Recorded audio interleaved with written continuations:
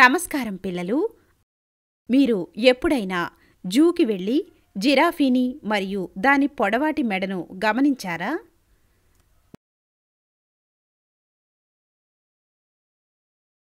దీనికి పొడవాటి మెడ ఎందుకు ఉంది? దీనికి మీరు ఇక్కడ సమాధానాన్ని కనుగొనవచ్చు. వైవిధ్యం అనేది వారి తల్లిదండ్రులతో పోలిస్తే సంతానం యొక్క లక్షణాలలో తేడా అని మీకు తెలుసు మరియు దానిని సహజంగా లేదా వారసత్వంగా పొందవచ్చు.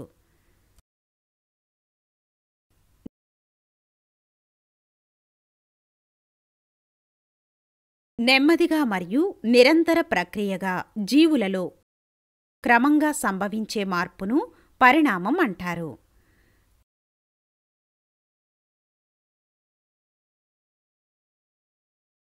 నేను బిందు మరియు ఈ వీడియోలో 10వ తరగతి జీవశాస్త్రం నుండి ఆనువంశికత మరియు పరిణామం అనే పాఠం నుండి పరిణామ సిద్ధాంతాలు అనే అంశాన్ని పరిచయం చేస్తాను.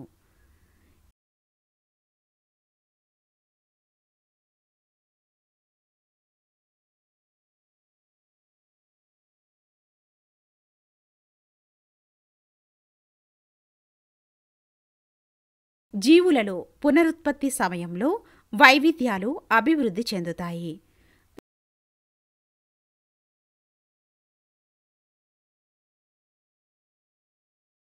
లైంగిక పునరుత్పత్తి మరియు DNA కాపీ చేసే లోపాలు జనాభాలో సంతానం వైవిధ్యాలకు దారితీస్తాయి. ప్రకృతి వర్ణంకు ప్రతిస్పందనగా అనేక తరాలలో నిర్దిష్ట పాత్రలలో మార్పుల కారణంగా కొత్త జాతుల ఏర్పాటును పరిణామం అంటారు.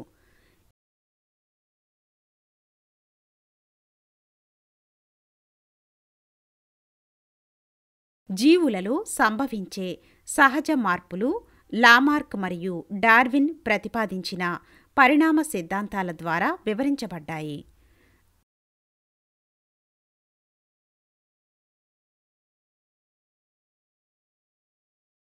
అభ్యాస ఫలితాలు.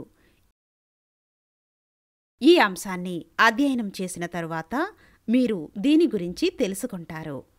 రెక్కల పురుగు జనాభాలో వైవిధ్యాలు. ఆర్జిత మరియు వారసత్వంగా వచ్చిన లక్షణాలు మరియు పరిణామం.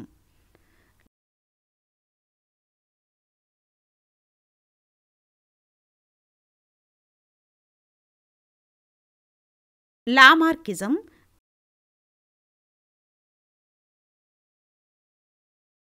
డార్వినిజం,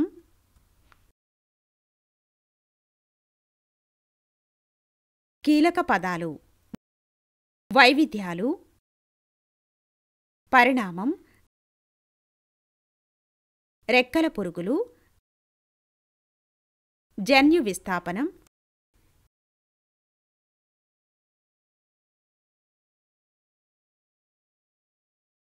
లామార్కిజం,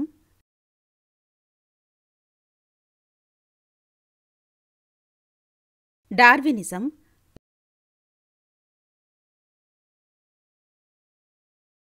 ప్రకృతి వర్ణం.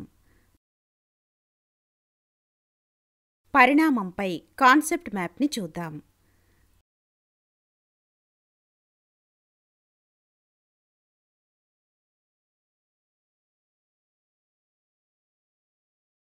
రెక్కల పురుగు జనాభాలో వైవిధ్యాలు. కీటకాల జనాభాలో వైవిధ్యాల యొక్క పరిణామాలను అధ్యయనం చేయడానికి ప్రయత్నిద్దాం.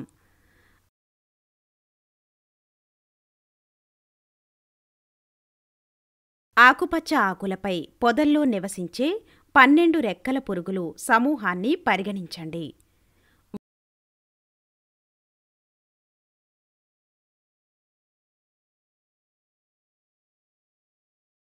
వాటి జనాభా లైంగిక పునరుత్పత్తి ద్వారా పెరుగుతుంది మరియు జనాభాలో వైవిధ్యాలను సృష్టిస్తుంది.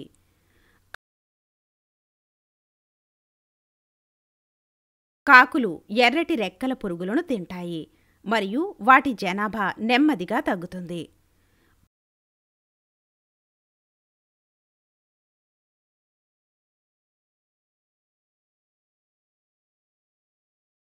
పునరుత్పత్తి సమయంలో రంగు వైవిధ్యం ఏర్పడుతుంది.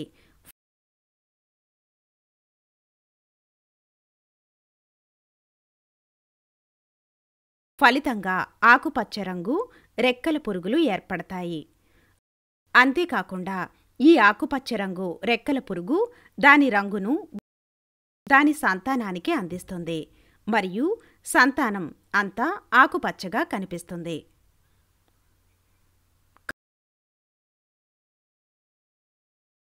కాకులు పొదల్లోని పచ్చని ఆకులపై పచ్చని రంగు రెక్కల పురుగులను చూడలేవు, కాబట్టి కాకులు వాటిని తినలేవు.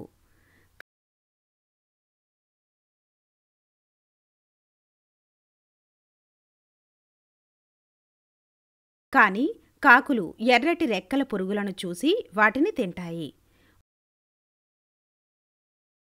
ఫలితంగా ఎరుపు వాటి కంటే ఎక్కువ ఆకుపచ్చ రెక్కల పురుగులు ఉన్నాయి.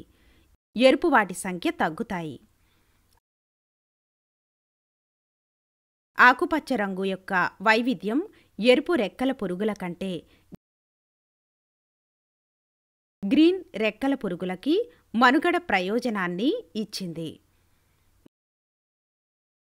మరో మాటలో చెప్పాలంటే ఇది ప్రకృతి వరణం ద్వారా ఎంపిక చేయబడింది మరియు కాకులచే ప్రయోగించబడింది.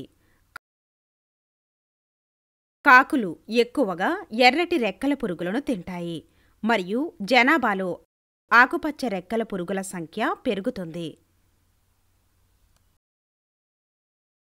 అందువలన ప్రకృతి వరణం రెక్కల పురుగు జనాభాలో పరిణామాన్ని నిర్దేశిస్తోంది.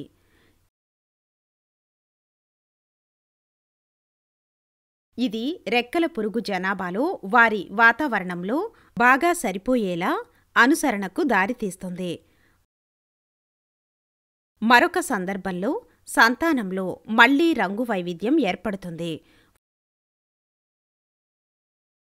ఫలితంగా ఎరుపు రెక్కల పురుగుకు బదులుగా నీలం రంగు రెక్కల పురుగు ఏర్పడతాయి.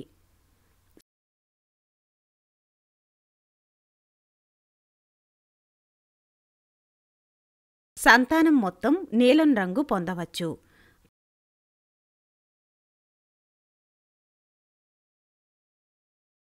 కాకులు ఆకుపచ్చ ఆకులపై నీలం రంగు మరియు ఎరుపు రంగు రెక్కల పురుగులను చూడవచ్చు.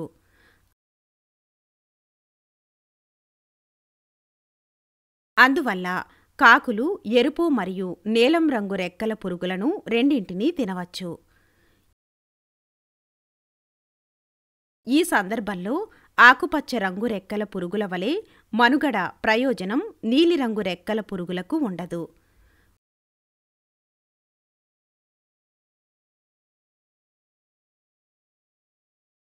ఒక దృష్టాంతంలో ప్రారంభ జనాభాలో కొన్ని నీలం రెక్కల పురుగులు మరియు మరిన్ని ఎరుపు రెక్కల పురుగులు ఉన్నాయి. ఈ సమయంలో ఏనుగు రెక్కల పురుగులతో ఉన్న పొదలను దెబ్బతీస్తుంది మరియు చాలా రెక్కల పురుగులను చంపుతుంది.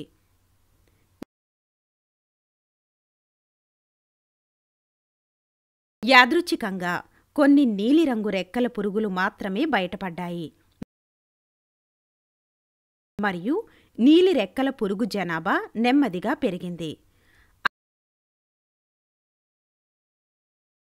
అందువల్ల కొన్నిసార్లు జనాభా యొక్క నిర్దిష్ట లక్షణాలలో మార్పులు అనుకోకుండా సంభవించవచ్చు. లక్షణాలు జన్యువులచే నియంత్రించబడతాయి మరియు చిన్న జనాభాలో జన్యువుల ఫ్రీక్వెన్సీలో మార్పు ఉంటుంది.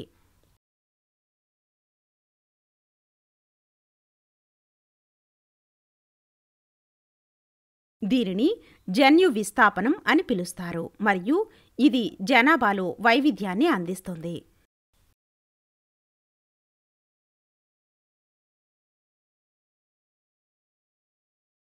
మరొక సందర్భంలో రెక్కల పురుగుల జనాభా పెరుగుతోంది, కానీ అకస్మాత్తుగా పొదలు మొక్కల వ్యాధితో ప్రభావితమయ్యాయి మరియు రెక్కల పురుగులు తక్కువ ఆహార పదార్థాలను పొందుతాయి. కాబట్టి రెక్కల పురుగులు పేలవమైన పోషణ మరియు రెక్కల పురుగుల బరువు తగ్గుతుంది. అయినప్పటికీ వారి జన్యు పదార్థమైన డిఎన్ఏలో ఎటువంటి మార్పులు జరగవు.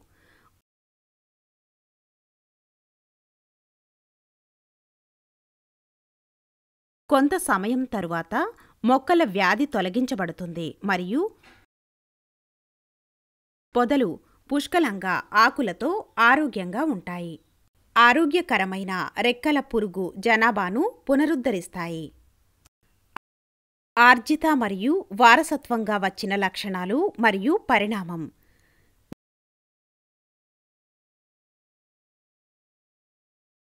బీజ కణాలు పునరుత్పత్తి కణజాలంలో కనిపిస్తాయి.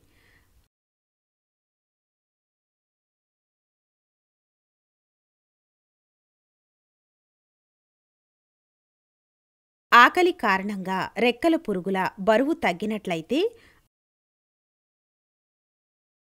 అది బీజకణాల డిఎన్ఏని మార్చదు.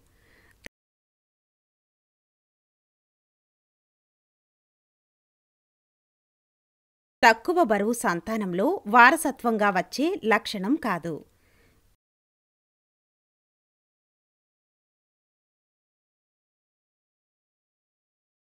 కొన్ని తరాల రెక్కల పురుగులు ఆకలి కారణంగా బరువు తగ్గినప్పటికీ అది పరిణామానికి ఉదాహరణ కాదు. ఎందుకంటే మార్పు తరతరాలుగా వారసత్వంగా ఉండదు.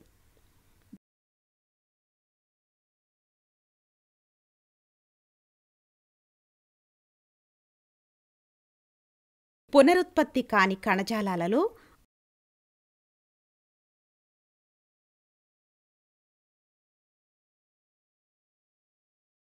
మార్పు బీజకణాల డిఎన్ఏకి పంపబడదు.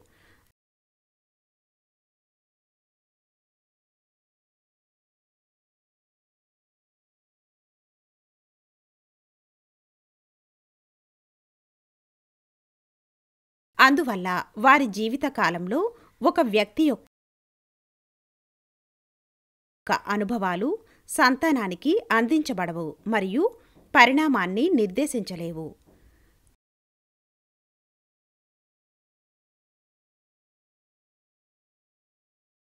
లామార్కిజం.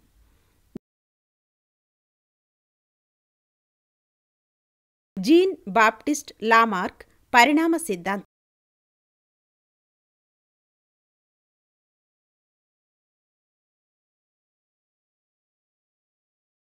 ప్రతిపాదించిన మొదటి వ్యక్తి. చరిత్రలో ఏదో ఒక సమయంలో జిరాఫీ పరిమాణం జింకతో సమానమని అతను భావించాడు.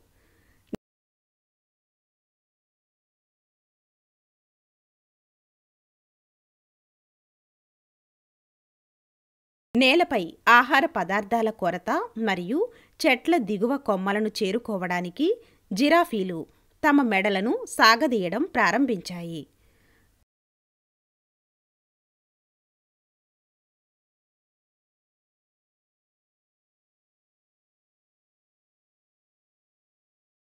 మెడ యొక్క నిరంతర సాగదీత కారణంగా అనేక తరాల తరువాత జిరాఫీలు పొడవైన మెడలను అభివృద్ధి చేశాయి. ఒక జీవి యొక్క జీవితకాలంలో అభివృద్ధి చేయబడిన అటువంటి పాత్రలను ఆర్జిత లక్షణాలు అంటారు.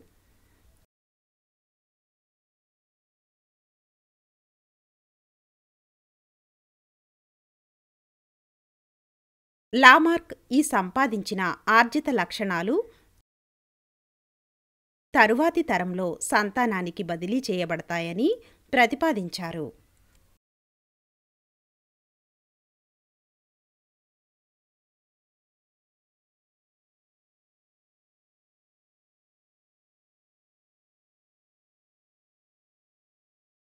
ఉదాహరణకి జిరాఫీలలో మెడ మరియు ముందరి కాళ్లని పొడిగించడం వంటిది.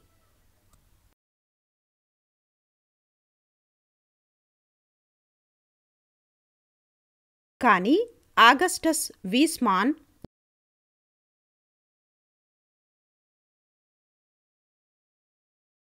ఎలుకలపై ఒక ప్రయోగం ద్వారా ఈ సిద్ధాంతాన్ని పరీక్షించారు.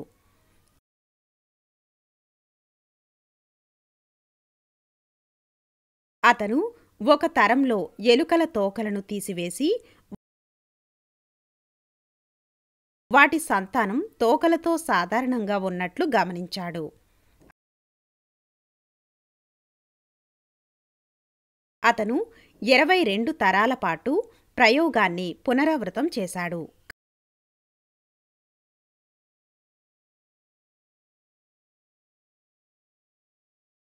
కానీ సంతానం సాధారణంగా తోకలతో ఉన్నాయి.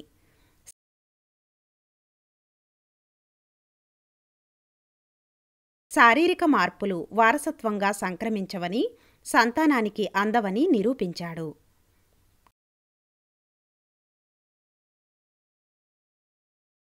డార్వినిజం.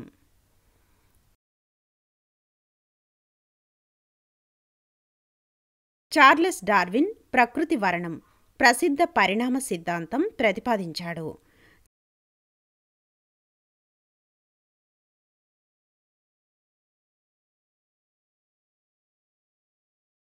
చార్లెస్ డార్విన్ ఇంగ్లాండ్లో జన్మించాడు. అతను HMS బీగల్ షిప్లో 5 ఏళ్ల పాటు సముద్రయానం చేశాడు.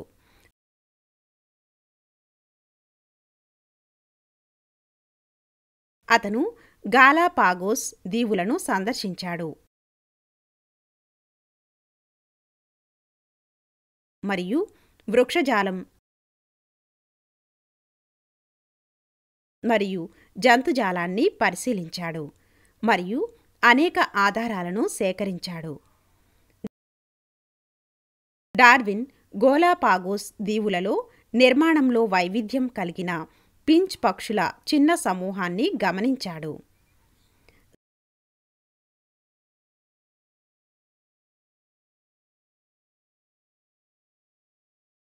సర్ చార్లెస్ లైల్ రాసిన ప్రిన్సిపుల్స్ ఆఫ్ జియాలజీ పుస్తకం ద్వారా డార్విన్ ప్రభావితుడయ్యాడు.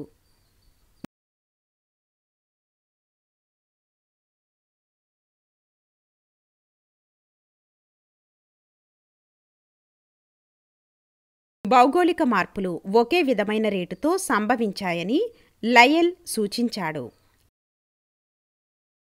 అయితే డార్విన్ ఈ ఆలోచనతో ఏకీభవించలేదు. చిన్న చిన్న మార్పులు పేరుకుపోవడం వల్లే పెద్ద మార్పులు సంభవించాయని ఆయన అభిప్రాయపడ్డారు.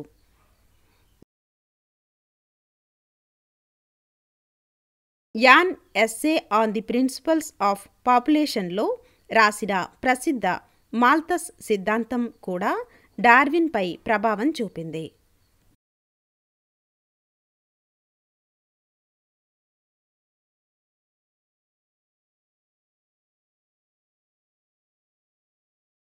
జనాభా గుణశ్రేణి పురోగతిలో పెరుగుతుందని మాల్థస్ గమనించాడు.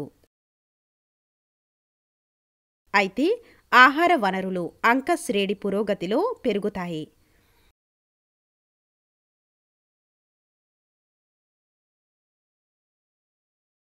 ఈ ఆలోచనల ఆధారంగా డార్విన్ ప్రకృతి వర్ణం సిద్ధాంతాన్ని ప్రతిపాదించాడు.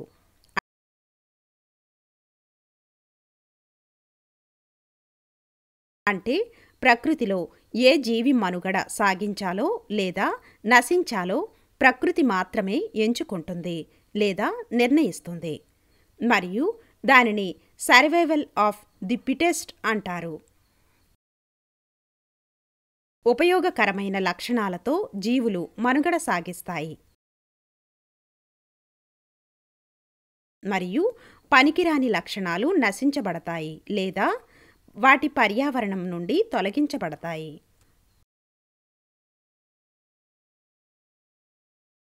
ఆల్ఫ్రెడ్ రస్సెల్ వాలెస్ కూడా స్వతంత్రంగా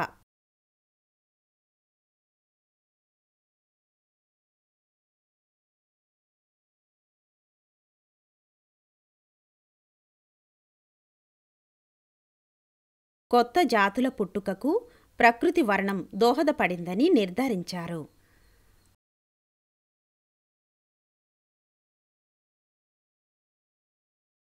ఉదాహరణకు కాకులు తినే ఎర్రటి రెక్కల పురుగుల విషయంలో జనాభా క్రమంగా పర్యావరణం నుండి తొలగించబడుతుంది లేదా నశించిపోతుంది.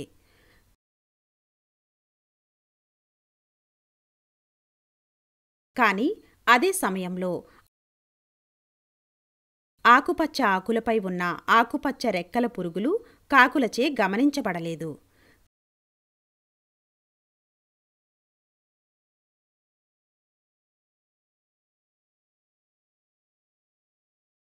కాబట్టి ఆకుపచ్చ రెక్కల పురుగులు పర్యావరణంలో మనుగడలో ఉన్నాయి మరియు ప్రకృతి వర్ణం కారణంగా వారి జనాభా క్రమంగా పెరిగింది. చార్లెస్ డార్విన్ మరియు ఆల్ఫ్రెడ్ వాలెస్ ప్రకృతి వర్ణం గురించి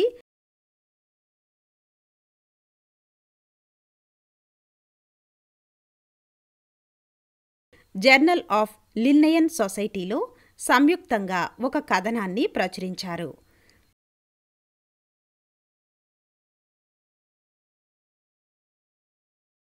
దీని తరువాత మాత్రమే డార్విన్ తన ప్రసిద్ధ పుస్తకం ది ఆరిజిన్ ఆఫ్ స్పీసీస్ను 1859లో ప్రచురించాడు. డార్విన్ సిద్ధాంతం యొక్క ప్రతిపాదనలు. ఒక జీవి యొక్క జనాభాలోని ఏదైనా సమూహం వైవిధ్యాలను అభివృద్ధి చేస్తుంది మరియు సమూహంలోని సభ్యులందరూ ఒకేలా ఉండరు.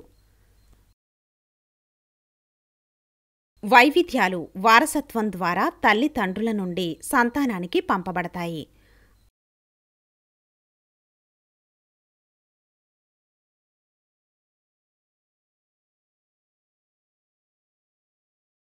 ప్రకృతి వర్ణం ద్వారా సంతానం యొక్క అధిక సమృద్ధి ఏదైనా జనాభాలో మనుగడ కోసం నిరంతర పోరాటానికి దారితీస్తుంది.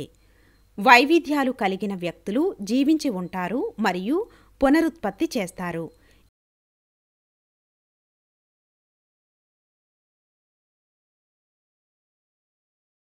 ఎక్కువ కాలం జీవిస్తారు మరియు తక్కువ ఉపయోగకరమైన లక్షణాలను కలిగి ఉన్న జీవుల కంటే ఎక్కువ సంతానం కలిగి ఉంటారు. పర్యావరణం మారినప్పుడు జీవి కొత్త జీవన పరిస్థితులకు అనుగుణంగా అనుసరిస్తుంది మరియు మారుతుంది.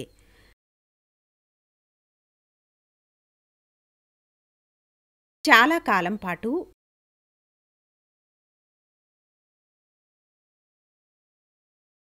ఒక జీవి యొక్క ప్రతి జాతి చాలా మార్పులను కూడగట్టుకుంటుంది. అది ఒక కొత్త జాతిగా మారుతుంది.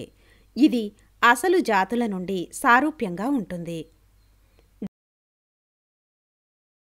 డార్విన్ సిద్ధాంతానికి కొన్ని పరిమితులు మరియు అభ్యంతరాలు ఉన్నాయి. సింథటిక్ సిద్ధాంతం మరియు మ్యుటేషన్ సిద్ధాంతం వంటి